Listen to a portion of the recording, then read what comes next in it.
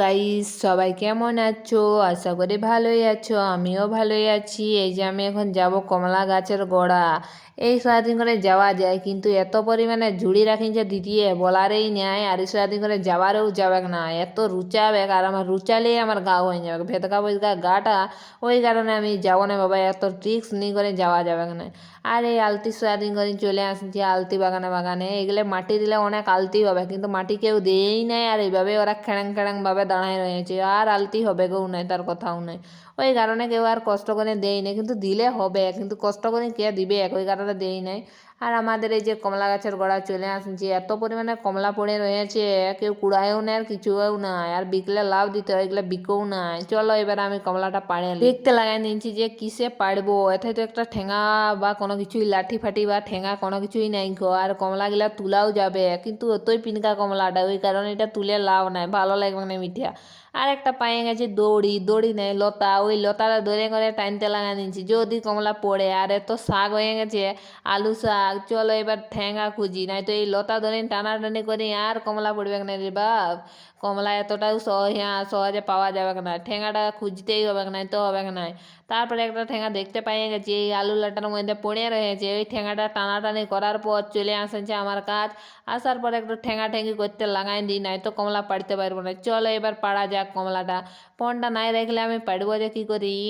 এবার ফোনটা একটু রেখে নিচ্ছি। আর পাড়ার পর এখানে আমার পড়েছে 3টা কমলা, আর একটার কমলাও আমি খুঁজে পাইনি। এত কমলা পড়েছে, সেই কারণে আমি খুঁজেও পালিনি কমলা গিলা।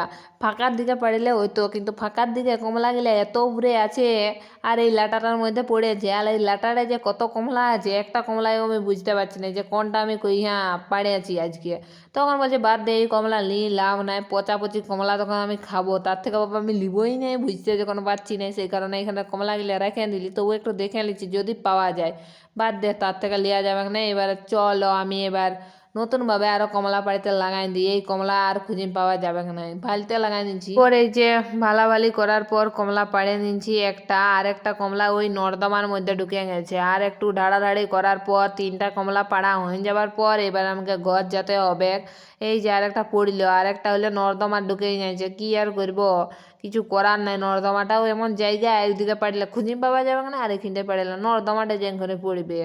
আর এই যে আর একটা পায়ে গেছে, কিন্তু এটা দাগটা খারাপ, তো ওই জন্য যেটা পায়েছি সেটা নিয়ে করে এখন ঘর যেতে হবে। চলো এবার ঘর যাওয়া যাক। ওই কারণে ঘর চলে আসতেছিলি, আর দিদি আসে করে বলছে কে আমার কমলা গাছের গোড়া গেছে। আমি বলছি আমি জানি না কে গেছে। আসে করে দেখছে না আমার কাছে কমলা, বলছে তুই হেই গেছিস, নাই না ভাতটা খেতে পারিস না, কমলা পাড়ছি। আমি বলছি না, তোর বৌডিয়াই বলেছে নিয়ে গেতে, ওই কারণে আমি পাড়ি লেগে নিচ্ছে। তখন আর কিছু বললো নাই। আসে করে দেখি না, ও বাবা থালা ধুতে ভুলে গেছি আমি, ওই কারণে আর কিছু করার নেই। এখন কমলা খাই আসি, তারপর থালাটা ধুবো। লঙ্কা বাছতে লাগাই নিচ্ছি, কাঁচা লঙ্কার সাথে নাই খাইলে মিঠা লাগে না কমলাটা, ওই কারণে একটা কাঁচা লঙ্কা নিয়ে নিচ্ছি, একটুকু নুন নিয়ে নিই। আর এইটা নিয়ে বিল চলে যাবো, সেই জন্য কমলা আর নুন নিয়ে করে বাইরে পড়েছি, পুরা গুটি গুটি গুটি গুটি পায়ে হাঁটনটা দিয়ে নিয়েছি। এবার যাওয়া যাক। আর একটা ভুকলা বড় নদী পাইয়ে গেছি, এক ডেঙ্গনে পুরা পাইরে গেছি রে, যাতে একটুকু নাই জল লাগে, সেজন্য যাচ্ছি। নো বাবা কি ঠান্ডা রে জলটা। তারপরে কষ্ট মষ্ট করে পাইরাই গেছি। আর এই শুরু শুরু রাস্তায় ধান ক্ষেত দেখে দেখে পৌঁছে গেছি আমার বিল। আসে করে দেখি আমার মায়ের পুরা ধান কাটন দিয়ে নিচ্ছে। আর এখানে লজ্জাবতী গাছ আছে, দাঁড়াও তোমাদেরকে দেখাবো।